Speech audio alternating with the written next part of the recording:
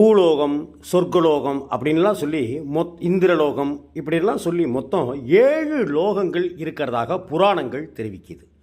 7 லோகங்கள். நம்மளுடைய பிறப்பு கூட 7 பிறப்பு அப்படின்னு சொல்லப்பட்டிருக்கு.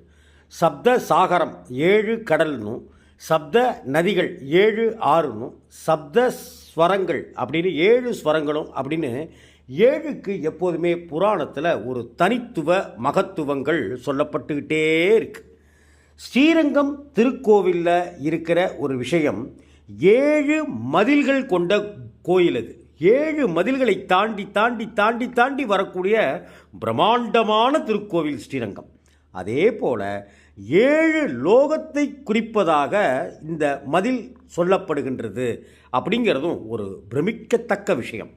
7 மதிலை கடப்பது என்பது 7 லோகங்களை கடந்து நாம் அரங்கனை சேவிப்பதாகும்.